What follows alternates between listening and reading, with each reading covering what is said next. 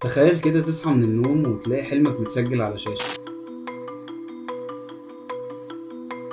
عمرك حلمت حلم وصحيت منه وانت مش فاكر غير حاجات بسيطة؟ طب تخيل كده لو صحيت ولقيت الحلم ده متسجل فيديو قدامك، تشغله وتشوف ان في مشهد عمرك ما شفته قبل كده، بس دماغك كانت بتعيشه وانت نايم. ده يا سيدي مش فيلم رعب، ده علم، وده اللي حصل بجد في معامل اليابان. هو ايه اللي بيحصل في دماغنا واحنا نايمين؟ تعال بقى اقولك القصة.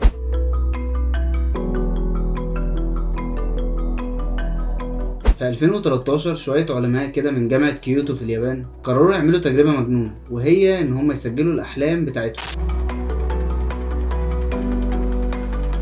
مش يرسموها ولا يكتبوها ولا يتوقعوها حتى، لا، يسجلوها فيديو. جابوا 3 متطوعين وركبوا على دماغهم جهاز ال fMRI،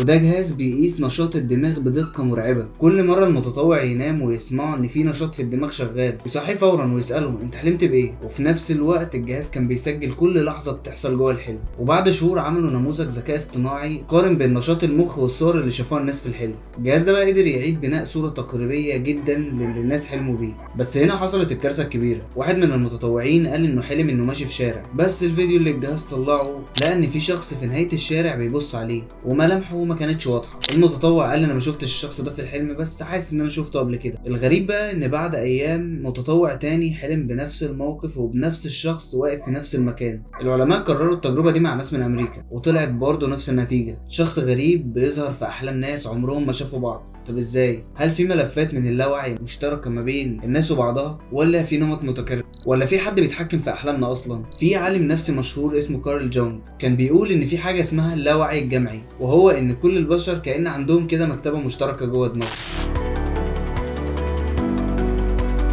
بنحلم منها وبنستعير منها حاجات. لكن هل المكتبه دي بتبعت رسائل؟ ناس كتير بدأت تخاف. لو حلمك ممكن يتسجل، نضمن منين ان ما يكونش حد شافه، وان الحلم ده او الفيديو اللي طلع من الحلم ده ما يتعدلش؟ ولو ممكن نعرض الحلم ده، ممكن ندخل جواه حاجه؟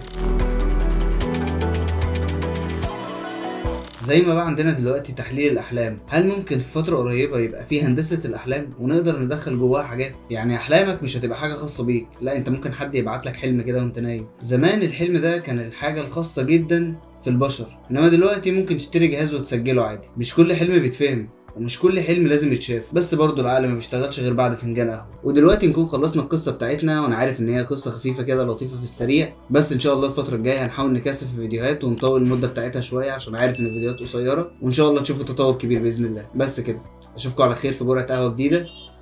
سلام.